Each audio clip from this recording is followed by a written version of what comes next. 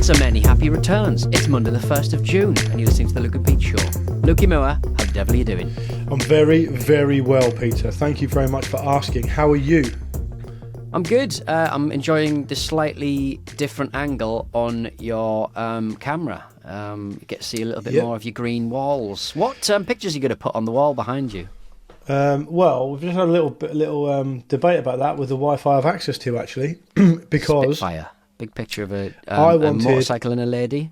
I wanted a motorcycle with a lady in a bikini draped over it, and I wanted a big plate of chips and a pint of bitter as the only artwork in the house. And she said no. That's poor taste. So if the neighbours heard about that, the Residents Association hear about it, you'll be in big trouble. So, no. But we had a bit of a debate because I've got a really cool limited edition print of the first pressing of Bulgakov's The Master and Margarita, which I always had up in the house, and now she's saying that she doesn't want it. She doesn't want it up. So now, it's adorable that you're still trying this deep into a relationship, but we just got a new house. You've got to decorate it. You've got to do some stuff with it. You do got to decorate it, but and you know, presumably after you bought a house, you can't buy any more stuff. Can't go to an art fair and start laying down 100 quid here, 100 quid there because you bought a house. It. Yeah. So all of my paintings and all of my pictures and all of my little odds and sods, curiosities are in the apology cabin, along with a lot of sawdust at this moment in time. Yeah, so I think in the office up here, where I'm going to be doing a lot of the work, I think it's fine for me to probably do what I want. So maybe the Master and Margarita will go up here. But what I actually said to her was, if you don't let me put that up in the bedroom, I'm going to have Pete Donaldson around here and he's going to do a balustrade in the garden. I'm going to put... I've got one glass sheet left, if you want to... We've got a big balustrade in the upstairs bathroom. I didn't realise. I didn't realise that's what a balustrade was, yeah. Oh. We've got like a walk-in shower thing. Oh, like a glass... It's a glass screen, then? Like a glass wall, but you can't move it. It's like it's built into the No, it's like floor. Sort of stuck. I find them... you sometimes have them in hotels and you're like, I can't access the taps here. Well, I find that I keep trying to move it. At one point I'm going to walk into it, it's just going to shatter. But so we've got one already. That's what I'm worried about my bit of glass that I've got left over that the man gave me. I'm a little bit concerned that I'm not going to be able to get rid of this one. Like it's massive, it's really heavy. I think I might just have to smash it and deal with the consequences. I think you should smash it. I think you should smash it right now. I should smash it, actually. Well, when I install I've drilled 8 of the holes that need to be drilled for these pieces of glass. It's taking an awful long time. This. Yeah, but I'm doing it in. What are you doing? 5 minutes a day. The neighbours are loving it. Yeah, pretty much. I'm doing a bit of plastering here, bit of rendering here, bit of painting there, and it turns out when you put the old plaster up, the old rendering, you got to wait a month before you paint it. What's that about? Yeah, I mean, outrageous. I don't know what it's about because I've not ever done it. I'm at a really key junction at the moment because obviously there's lots to do around this house, and I'm being kind of I'm basically kind of have to be responsible enough to make my own decisions about what I can and can't do, and what I can't do is a lot, and what I can do is kind of negligible. Expensive. And things like, you know what I really want? I told you the other day, I really want the water pressure boosted. So I'm going to speak to the plumber. The plumber came down, did the stopcock that we didn't need. I'm going to get him back and see if he wants to do that. And we've got to get some double glazing put in as well. I feel like it's one of those. I feel like water pressure is one of those things that needs to be. It's one of those things that they'll go, "Oh, can't do anything about that." It's like lead. Nah, listen. I don't give a shit. Listen, no. You see what we can do with technology these days. You honestly telling me they can't boost the water pressure in someone's house? Yeah, but you can't. Presumably, it's the water coming into your house. You can't get more water. Look, take it up with Thames Water. I know you'd love another argument. AI, yeah. Get some AI on it for crying out loud. No, I mean, exactly. It does obviously depend on that, but I mean, I don't know. I feel like there should be some kind of available fix for this. We'll see. We'll see. Did you see that there was a film that was sort of kicking around the internet, sort of saying this film cost £500,000, 100 grand for the filming bit, and then the rest they spent on AI for like the CGI and stuff.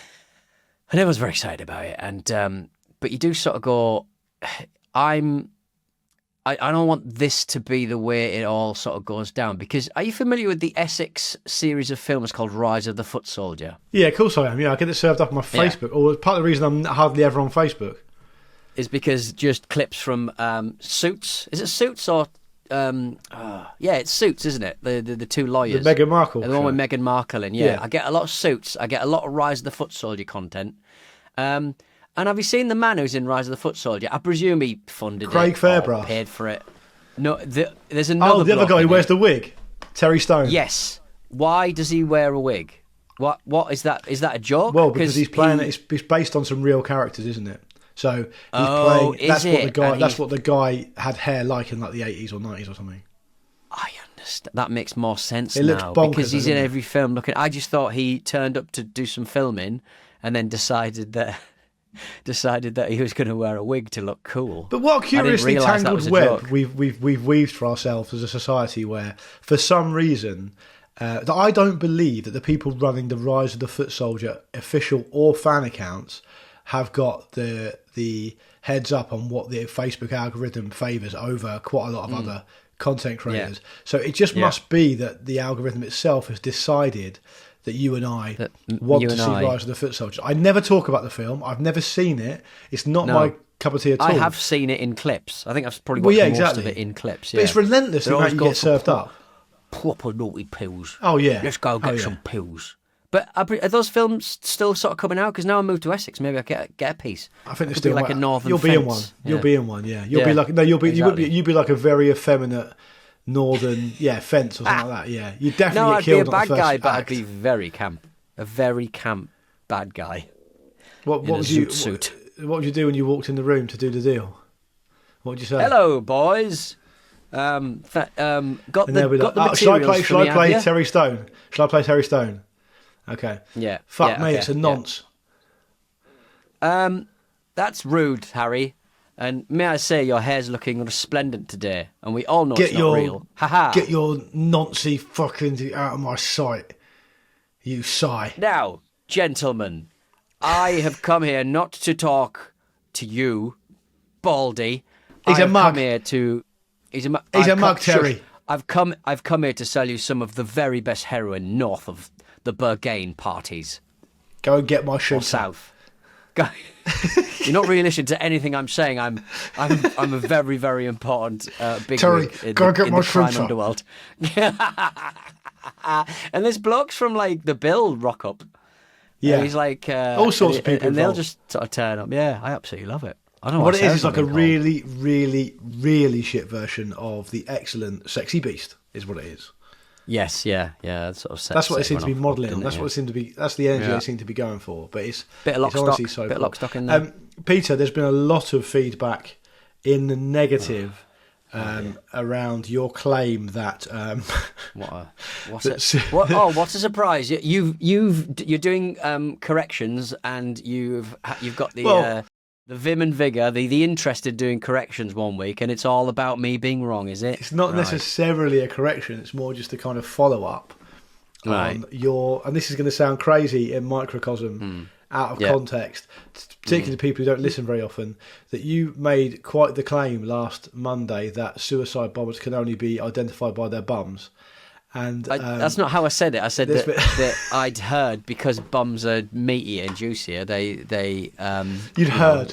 Who said it? Who told you it? How's that come up? I can't remember. I think I read it somewhere that the bums always survive the blast, so to speak. I just don't think that can be true. That famous photo of the bus in that square in London. Yeah, there wasn't a big bum there.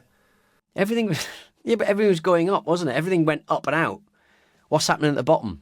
That's what I ask. That's why I ask you. Yeah, I just think people they've not taken exception to it because I think they expect this kind of chat from you, but I think they think this is a fanciful claim at best. I don't think they know the information to the contrary. So one might suggest that I'm the only one bringing any sort of facts to the table. So debate me. I'm the bloke on the table. Teach the controversy. Teach the controversy. Exactly. That's what they say, isn't it? Exactly. Let's just teach the controversy. Yeah, I think the Earth is 6,000 years old. You think that evolution is real. Let's just teach the controversy. Teach the controversy. The controversy you've invented. Yeah, it's not really a debate, is it? Peter, last week was the podcast show. It was yes, I forgot the industry event for our industry. I did a couple of panels. Did you do a panel? I didn't do a panel, no. That's ridiculous. It's ridiculous that you're not doing panels. Got a lobby for it these days. I know, but you're the most podcast bloke ever. You've done so many episodes. To be honest, if the little Aircast interview that a couple of lasses from Aircast were walking around with microphones and a camera, actually it was just an iPhone, to be fair. I did that last year. Asking questions. I did it last year, and this year's was just... what podcast do you listen to? I'm like... all the obvious ones. Yeah. I'm on podcasts. The ones I listen to, the one I'm bloody editing, for crying out loud. I felt like I let the side down a little bit because I didn't have much to say about you should have made the one future up. of podcasting. Yeah, I should have just made one up, yeah. The thing I was going to say to you was, this is a little bit inside baseball, but allow me to wrestle it back.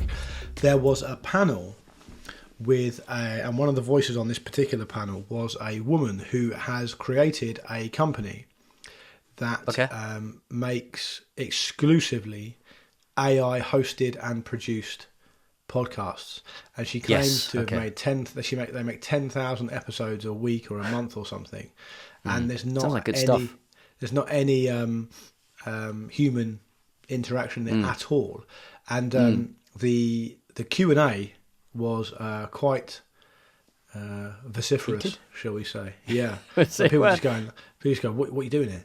Why are you here?" Yeah, it's not really a. It's. I think she probably was quite surprised because if you're kind of, you see it on the train quite a lot on the way into the city. You see all these lads who work there. They're all on Claude and they're all vibe coding stuff. And because they're all what do you doing mean by that? What do you mean by that? Like, you know, like how to make a computer program or an app or something, you had to kind of know how to program a computer. Now you don't necessarily. You can make an approximation of an app. I mean, it needs a lot of work. They frequently, you know, I've had a little bit of it, and nothing I've created has needed, you know, could just be released as it is. You need a lot of work to sort of go through it and stuff and fix what's wrong with it. And, you know, sometimes, you know, systems like Claude will just do one thing and then you go, you haven't done the thing, and they go, oh yeah, sorry, it's kind of the way that it's someone else's fault, and then you ask it again and it fucks up again, and you go, seriously, this bit, you know, I'm on nodding terms with programming languages, I could probably do this myself, can you just change this variable to this? And they go, oh yeah, I see what you're talking about. So you basically just, you know, telling someone how to, you know, very specifically how to make an omelette. And so, like, everyone's on the train and they're all just vibe coding, they're all creating their own little programs and stuff. And if you are hanging out with other people who are just doing that sort of thing, you know, talking about Claude and all, you know, talking about all of the AI things and stuff, it's fine, but you're in a bit of a information bubble, aren't you, really, a little bit? And so when you step outside she hasn't like lifted her head and realised that actually this is a terrible place for me to be, because the podcast shows for people who really like podcasts with real people. and it's kind of if you were getting money out the city to sort of go, podcasts are popular, podcasts make a bit of money, or they certainly make less than they used to, but they make a bit of money still. And do you we could create so many episodes of, you know, we could make the next This Is Football or whatever. We could make 1 million new episodes of that from nothing, from a standing start, and it'd be great. You'd probably get, you know, a round of applause and, you know, so many, you know, thousands and thousands of pounds from the city. But if you sort of step outside of that, start talk to people who actually spend all of their time crafting these, you know, it's not art, is it? But it's something approaching that compared to what she does. Yeah. So what was the most kind of ireful response to what she was doing? Was it just kind of like a what? A couple of things stick in the mind. One is, one of the questions was, are the episodes clearly marked, and does everyone who's listening know they're listening to AI people? Yeah. And she claimed they were clearly marked, and I'm not sure people believed her. And then the question which sticks in my mind was, you've got several financial and medical podcasts, and will you commit to screening all those and ensuring that any misinformation financially or medically is immediately withdrawn? And she was like, well, I can't commit to that at this stage. And everyone was like, boo, fucking boo, boo. Yeah. A lot of fun. It's a weird place for her to turn up, though, because, I mean, you know, Stephen Bartlett's got a lot of stick for saying stuff like this. It's like, to me, it completely misses the entire point. I understand how AI can be really helpful to automate processes, to do post-production, to help with marketing, to help assign your budgets, whatever. But in terms working with algorithms that created to control us anyway. Do you know what I mean? Exactly. We're working with, like, telling us what the most successful A/B testing on a YouTube bit of artwork. But people want human connection, don't they? That's why they listen.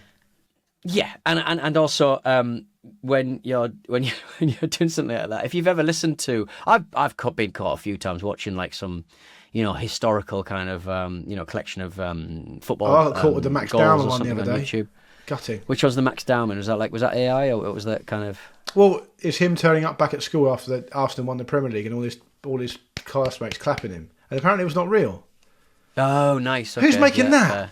Who's making that? It's just some very pathetic. earnest, weepy little people. Yeah. Yeah. That's the thing that gets me. It's not the AI. The AI, just does whatever somebody says. It's the people who do this sort of thing. It's the Crew Can Gazette man I keep talking about. Yeah. It's the people who make these kind of like a cat comes home to see that the cat husband has run off with a dog or something, and then they go on adventures. You okay, mate? It's the Messi and Ronaldo, the baby Messi and Daddy Ronaldo kind of videos. I don't know who makes these things, but like if you've ever sort of been caught watching like a YouTube video and suddenly the voiceover just sort of says, and then he stepped into the ring and and it just starts hallucinating, going and then it'll stop and go. It's frightening. I think it's frightening. It is frightening because it's so human sounding and it just sounds like someone losing their fucking law. I had a really weird experience with Claude the other day. Right, so we're putting together. We don't know what our next legacy project's going to be. Right, so we're looking for different stories and getting people to submit their ideas and just basically brainstorming what our next project should be after we just finished Defiant. And I thought, you know what I should do? I'll tell you what would save me a bit of time is I will get Claude to collate all the long form, kind of long read, sports based stuff it can find. Not because I want it to do my job for me, but just because I've got it all in one place and I can just go through it and work through it and see if there's any stuff there that could be optioned or anything of interest and all the rest of it, right? So I asked Claude to do that. And it put together loads of stuff. It got like 15, 20 odd ideas for long read stories that are out there on the internet that might be of interest, And so I started looking through them all, right? And one that really caught my eye was an article in the New York Times magazine called "The Cult of Laird," Laird, right? And I was like, this seems pretty interesting. And what it was about a surfer, quite a famous surfer called Laird Hamilton. He's well known as being a big wave surfer, and he was basically the guy who invented a thing called tow-in surfing, which is where you get towed into a wave by like a jet ski, so you can ride much bigger waves. And he's been surfing since like 1970, like he's in his 60s and stuff. And he's a bit of a legend. And then the story claims to be about how he started his own cult, and how people are joining it and they can't leave, and they start off doing like wellness stuff and surfing and outdoor stuff, and because he was a model and his wife is a fashion model, they get people in and they can't leave. And I was like, fucking hell, this sounds mad. I've never heard this story before. Brilliant. So I was like, okay, Claude, can you find the link for me? And Claude was like, oh, I can't find the link, you need to find it yourself. I was like, right, okay, I'll find it myself. Can you tell me some more about it? And they told me some more. He told me some more about it, did Claude? And then I said, "Oh, how do I find the URL? Because I can't find it." And Claude suggested I typed in a certain amount of things into the Google search bar and all the rest of it. I was like, I still can't find it. And then I just sent a thing saying, "Claude, have you made this up?" And then Claude was like, "Yeah, sorry about that. I completely made it up." I was like, "Right, what are you talking about?" And he's like, "Yeah, I just I promise you, So you Googled, does the guy exist? He exists. He's a surfer. Right. He is not, as far as I can tell, not controversial in any way. He's not a member of a cult. Does not run a cult. It's just what Claude seems to have done is kind of interpret what I wanted as me wanting him to make up a story. Make up stories, yeah. That it would be interesting, that I could... It was fucking bonkers, mate. And I tell you what, I've said it to all these people listening now, but generally, like genuinely, if I was Glenn Hamilton and I knew that was happening about me, I'd be fucking raging. Well, look, just do it. Just put a documentary out about it and use Claude to defend yourself in court. It's so bad. Isn't that so bad, though? And it's wild. People say to me, your prompts have got to be better and stuff. It's like, well, the prompts aren't the problem. Like I was very clear of what I wanted. Prompting, it's not. I'm not asking it to tell me what the weather's going to be like on Mars in fucking 2 months' time. I'm asking a very, very specific question. And then Claude was like, I shouldn't have done that. I'm sorry about that. It's not what you want. It's the mealy mouth stuff where it goes. But for me, it's the buck passing. Whenever I'm sort of doing I've not done a whole lot of it, but I had a little fiddle, and I was trying to make it do just basically make a Python script for a e-ink thing I was trying to do, and I'd sort of done it anyway myself, but it was just it wasn't communicating with a very specific module in the programming language that was running on this little e-ink display that I was using. I was like, I can't figure this out at all, so I'll see if that can do it. And it just kept on, like, it couldn't do it either, which was interesting. And every time it fucked up, it would say, it's actually because of the limitations of the e-ink display that you've chosen to. And it's like, all right, fine, but you're a computer. Just talk to you know what I mean? Yeah. Just tell me whether it's possible or not. Like, don't just. But that's the thing. Like these things. It's not like. I think we've spoken about it before. Like the people are spending all this money on AI, and it works now as a subscription service because you have to have about 10 goes at getting anything out of it. Yeah. If it moves to a token-based system, which financially has to at some point, because AI is just really wasteful financially. And it's going to run out of money and data center space soon enough. It's going to have to move to a token-based system, and like there's no guarantee that you get anything, normal out of it the first time out. So tokens, it's something that could either take 1 token or 50 tokens to get it right.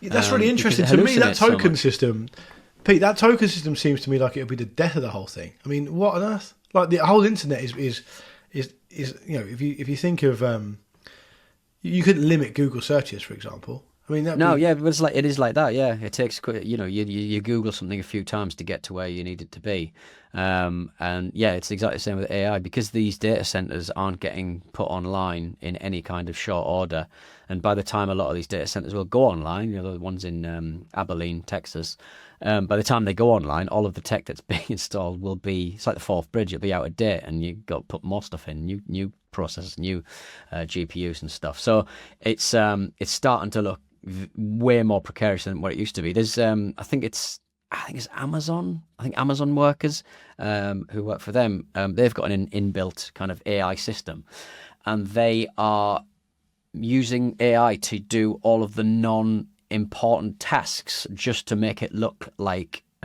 because you're basically told use AI as much as you can, use the Amazon AI as much as you can, and so these guys are just constantly just trying to use AI for the most spurious reasons, just to get their, just to make it look like they're using AI more because it pleases the CEO, it pleases the bosses, and they're calling it token maxing. They're calling it. Oh, right, maxing. That makes sense. Yeah, it's just nice. Do you know when the metaverse thing kind of fell over and it turned out there was like 400 people worldwide using it, and half of them like worked for Facebook or whatever. Yeah, I mean, it's kind of strange. A lot of the just because everyone's looking for the next sort of magic bullet. I mean, the technology is incredible, but it's just very computationally expensive, and we don't have the people just aren't getting these data centers on quickly enough. My feeling is that, like, to me, it feels like the most successful inventions, not just of this type, but like generally, are things that like fill a need that perhaps we didn't know we had. And to me, it feels at the moment like the cart's before the horse. It's like you've got this amazing technology, but what's the actual need for it? Yeah, like, I think that the technology isn't as amazing as you think it is when you think of how much, how many computers are getting thrown at the problem. Do you know what I mean? There's no reason why why Kukan Gazette Man can be able to produce Hollywood level kind of animations for his shitty YouTube channel. Like, you know, the fell out of the darkness was Justin Hawkins was saying, because he got put in one of the videos and he was furious. He's like, I didn't give you fucking permission for this. Yeah, I bet he was. It's a disgrace. Well, that's part of the reason there was all those actors were striking, the writers were striking and stuff, isn't it? Back in the a year ago, or something. He was like I think he was more annoyed the fact that he'd had his teeth fixed and he was using the old version. He's also lost a lot of weight as well. He looks amazing now. Yeah. And he's definitely put his money to good use. Yeah. But I think it's also, like I said, the creative people, the Hollywood creatives and stuff, the contracts that a lot of these actors were initially asked to sign was like, oh, they want to use our likeness like in perpetuity. It's like, well, it's obvious that you're not going to need us for work anymore. Because who can tell? You know, who can tell? So it's a weird timeline that we're on. Perhaps onto more relatable ground, Peter. I've just got back from the tip. Oh, lovely stuff. Been dropping off or picking up? The Household Waste Recycling Centre. What would I be possibly picking up from the tip? What do you mean? I don't know. Collect stuff from the tip. Are you honestly saying deal? You do that? Cheeky little drug deal. They literally won't let you. Even the smallest thing, they notice you pick it up and they tell you off. So, well, you can't. Well, that's what I was thinking, because there's loads. The one I went to was on Smuggler's Way in Wandsworth. It's the big one, because like the one near me, my God, it's got so bad. You have to book an appointment. Like how busy it is? Yeah. No, you have to book an appointment. And seriously, last time I went there, over 50% of the stuff I wanted to take there, they wouldn't take. What do you mean? Like they wouldn't take rubble, asbestos, rubble. They wouldn't take tempered glass.